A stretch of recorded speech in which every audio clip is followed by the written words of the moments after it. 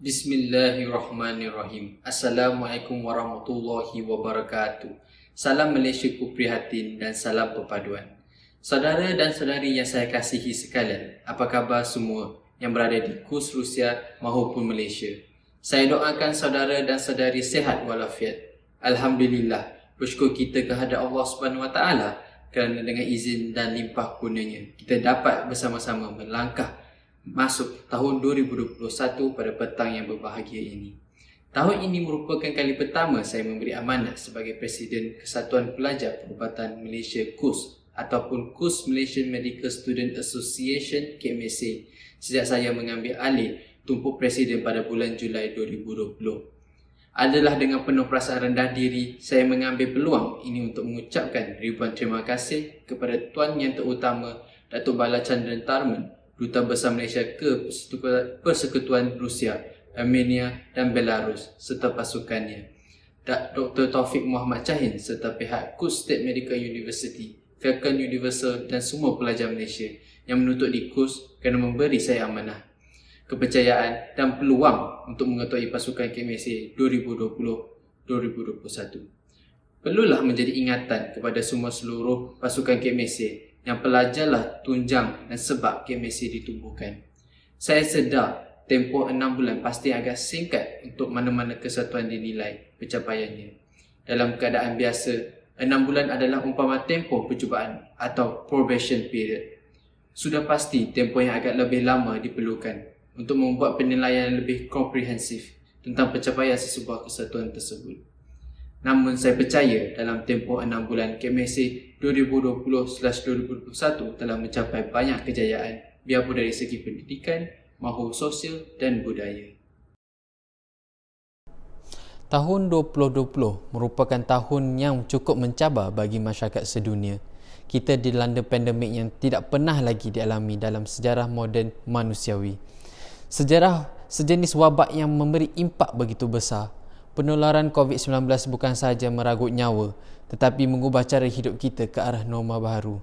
Tiada garisan panduan maupun sebarang petunjuk lampau yang boleh dijadikan rujukan. Seperti yang dikatakan ramai, this is unprecedented crisis. Krisis yang menyebabkan kita terpaksa berhadapan dengan ketidaktentuan persekitaran luar dan pertukaran cara hidup dengan memakai topeng penutup muka, sarung tangan serta menjaga penjarakan fizikal. Semua ini ternyata membawa ketidakselesaan. Banyak pelan terpaksa ditangguhkan ataupun dibatalkan kesemuanya. KMSA serta pelajar Malaysia di KUS maupun Malaysia turut terkesan akibat pandemik COVID-19. Saudara dan saudari yang saya kasihi sekalian, sepanjang 6 bulan ini KMSA sememangnya meletakkan kesejahteraan pelajar Malaysia sebagai keutamaan. Itulah sebabnya KMSA bertindak mewujudkan sebuah Suruhanjaya Kesihatan dan Keselamatan NASEC yang bertanggungjawab untuk membantu pelajar Malaysia di KUS dan memperhalusi usaha membantras COVID-19. Pada permulaan pandemik, sidang media telah melaporkan keadaan terkini COVID-19 di Rusia dan KUS secara mingguan. Inisiatif utama Biro Multimedia dan Komunikasi bersama NASEC juga termasuk memberi status COVID terkini di KUS saban hari. Salah satu inisiatif lagi untuk meringankan beban pelajar Malaysia di KUS ialah My Prihatin. My Prihatin merupakan sebuah projek hasil kerjasama antara KMSA dan Imam KUS yang diadakan pada bulan Mei ini bersempena dengan bulan Ramadan yang disambut oleh umat Islam di seluruh dunia. My Prihatin terdiri daripada 3 fasa. Fasa pertama pada bulan Mei telah dilaksanakan dengan jayanya dan melibatkan 16 orang pelajar beragama Islam. InsyaAllah, fasa kedua yang akan bermula tidak lama lagi akan melibatkan semua pelajar Malaysia yang terkesan akibat pandemik COVID-19 ini. Dalam menerajui norma baru ini, Biro Pendidikan KMSA telah melancarkan e-perpustakaan yang mengumpul nota serta bahan kuliah untuk kumpulan pra-perubatan hingga pelajar tahun ketiga. Kemudahan ini sekaligus memberi pelajar peluang untuk menelaah dan keselesaan gadget masing-masing. Menurut kajian yang dijalankan oleh Biro Pendidikan KMSA, 79.2% pelajar Malaysia berpendapat yang e-perpustakaan wajar diperluaskan kepada semua golongan pelajar daripada tahun pertama hingga ke-6.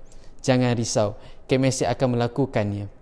Pembelajaran perubatan berterusan ataupun CME telah diubah suai untuk mematuhi prosedur operasi standard SOP yang telah ditetapkan. Bermula September 2020, CME telah dijalankan secara atas talian melalui Google Meet. Sejak pemindahan CME ke platform Google Meet, bilangan pelajar yang mengikuti program tersebut telah melonjak kepada 65%. Saudara dan saudari yang dikasihi sekalian, sepanjang belajar dari rumah berikutan pandemik wabak COVID-19, bukan sahaja golongan wanita, malah lelaki juga berkeluh kesah di media sosial mengenai berat badan yang semakin bertambah. Menyusuri data Pertubuhan Kesihatan Sedunia WHO, permasalahan obesiti yang mengubah struktur bentuk badan seseorang itu didapati menjadi kebimbangan global sejak tahun 1975 lagi, dan sehingga kini ia menjadi isu yang besar. Seperti negara lain yang turut bimbang, Malaysia juga tidak terkecuali daripadanya kerana kelebihan berat badan maupun obes.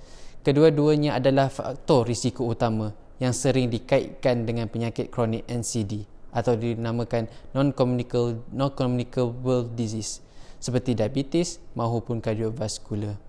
Seperti kata Ketua Pengarah Kesihatan Tan Sri Datuk Dr. Nur Hisham Abdullah, lebih 80% daripada jumlah kes kematian bagi kes COVID-19 adalah kalangan mereka yang ada NCD. Oleh itu, Biro Sukan dan Belia KMSA telah melancarkan program Get Fit with KMSA, di mana video senaman mudah telah dikongsi di media sosial KMSA. Saya berasa amat gembira kerana ramai pelajar yang telah menawarkan diri untuk dan berkongsi video senaman mereka. Diharapkan ini dapat membina sebuah trend sehat dalam kalangan pelajar Malaysia di KUS. If we are preserve culture, we must continue to create it, kata Johan Huizinga. Kekayaan budaya merupakan aset negara kita. Dengan bangsa yang berbilang kaum, toleransi merupakan kunci keharmonian. Kukuhnya Malaysia selama 63 tahun adalah berkat kesefahamannya rakyat. Oleh itu, Biro Kebudayaan dan Hubungan Antarabangsa telah mengadakan kempen What Does Merdeka Means to You sempena Hari Merdeka yang ke-63. Pelajar Malaysia di KUS telah menunjukkan kreativiti mereka melalui lukisan, puisi, esei dan gambar. Erti merdeka membawa 1000 makna. Kejayaan terbesar Biro Kebudayaan dan Hubungan Antarabangsa ialah Malam Kebudayaan Malaysia ataupun lebih dikenali sebagai Malaysia Night. Dengan tema tahun ini, One and Only Malaysia. Malaysia Night 2020 Show Edition telah dilancarkan oleh Yang Berhormat Menteri Pelancongan Seni dan Budaya Datuk Seri Hajar Nancy Shukri. Malaysia Night tahun ini telah diadakan secara atas talian sejajar dengan norma baharu. Dianggarkan jumlah views telah mencecah 4,000 pada malam tayangan perdana tersebut. Persembahan terdiri daripada pelajar Malaysia yang berada di KUS dan juga Malaysia. Antaranya ialah Kamek Lundus, Teori Group dan juga persembahan time-lapse drawing oleh saudari Pretrisha. Ini menunjukkan yang bakal doktor di KUS mempunyai bakat terpendam. Saudara dan saudari yang saya hormati, 2021 is the year of hope for the world. KMSA sedar akan kesukaran yang dihadapi oleh para pelajar sepanjang tahun 2021. Maka KMSA prihatin dan akan melaksanakan beberapa inisiatif untuk kesejahteraan pelajar Malaysia di KUS. Saya cukup tersentuh dengan semangat hashtag Kita Jaga Kita dalam kalangan rakyat Malaysia. Saya ingat sewaktu penerbangan repatriasi dijalankan daripada Moskow ke Kuala Lumpur, terdapat individu yang tampil untuk menolong dari segi kewangan untuk rakan-rakan mereka yang tidak begitu kemampuan untuk membeli tiket penerbangan. Sifat perpaduan inilah yang akan mentransformasikan pelajar Malaysia di sini ke arah yang lebih padu serta jitu. Oleh yang demikian, tema KMSA dan juga belanjawan untuk tahun 2021 ialah perpaduan tunjang transformasi bersama. Kesejahteraan pelajar sentiasa mendapat perhatian KMSA. Oleh yang demikian, KPAS dan MQ akan menjadi tumpuan utama bagi tahun 2021. KPAS dan MQ adalah diperkasakan dan dirombak semula supaya menjadi lebih efisien di bawah Biro Hal Ehwal dan Kebajikan Pelajar.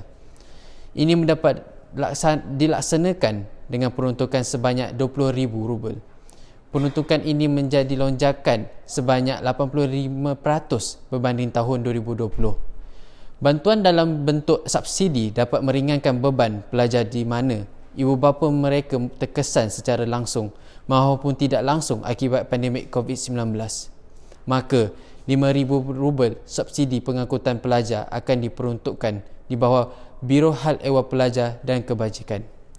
Kesukaran pelajar apabila discharge daripada hospital maupun klinik amatlah difahami oleh KMSA, terutamanya dalam mencari pengangkutan balik daripada hospital ke kediaman masing-masing.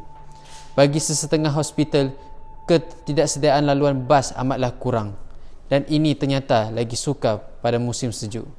Oleh demikian, penghematan taksi seperti Maxim, Yandex ataupun Uber sering menjadi pilihan walaupun dengan harga yang tinggi.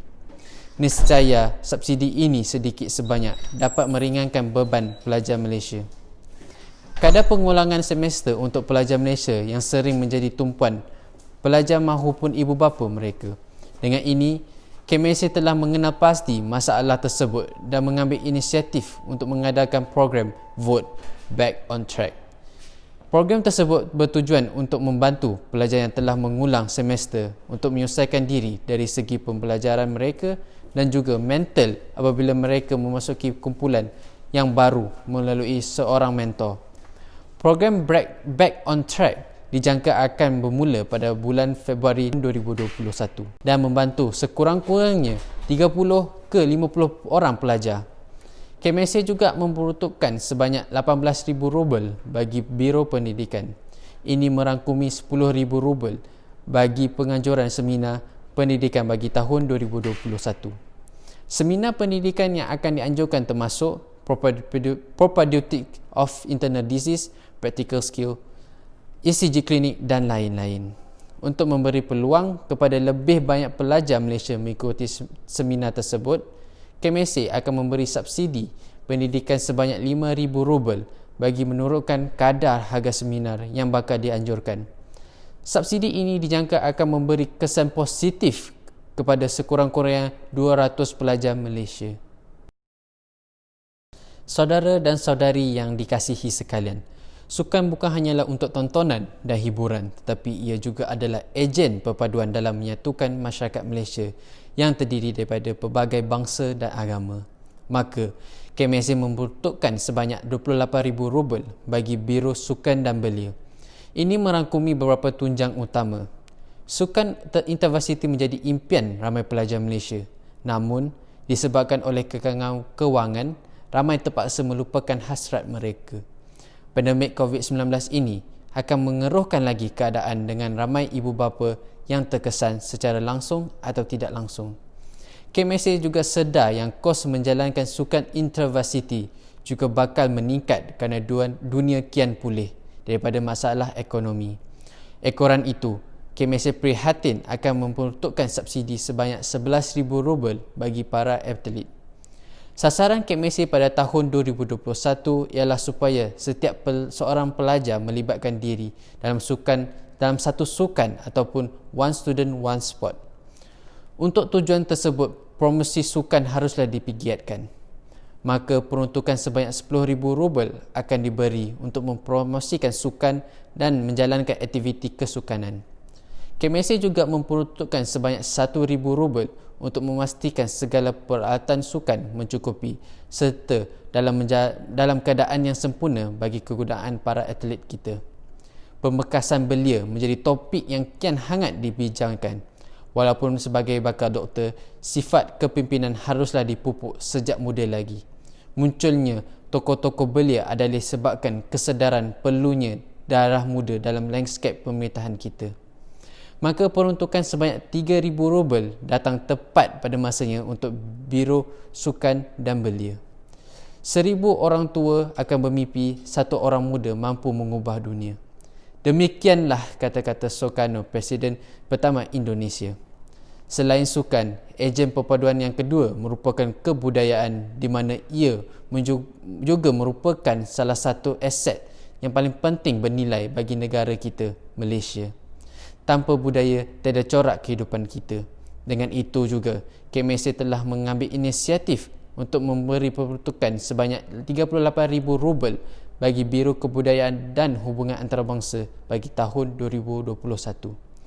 Ini merangkumi beberapa aspek utama. Yang pertama, aktiviti kebudayaan menjadi salah satu platform untuk memperkenalkan Malaysia di pesada antarabangsa.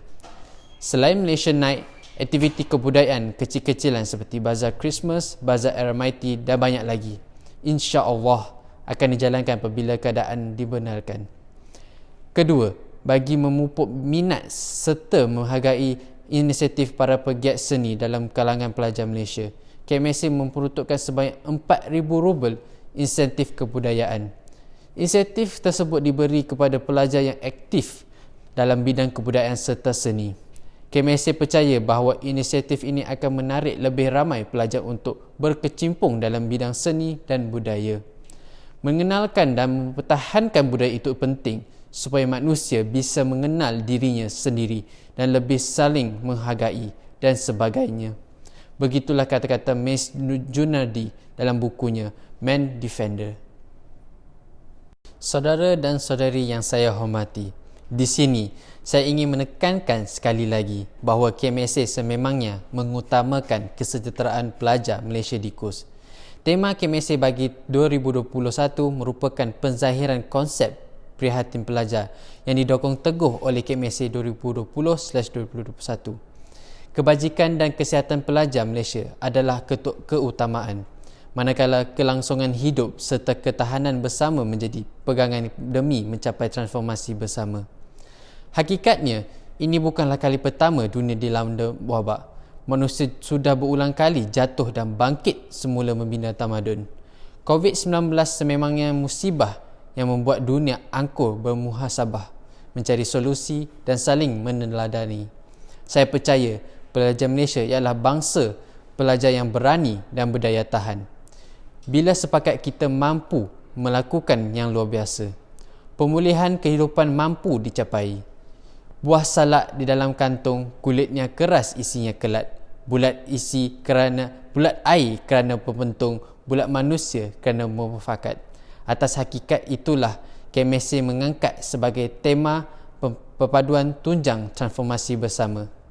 Akhir kalam, kepadamu ya Allah, kami mohon doa diberi hidayah memudah usaha, mengecapi nikmat seluas angkasa dan kita semua dijauhi bala bencana COVID-19. Saya juga ingin mengambil kesempatan ini untuk mengucapkan selamat tahun baru 2021 daripada seluruh warga KMSA. Wabillahi taufiq wa hidayah. Wassalamualaikum warahmatullahi wabarakatuh.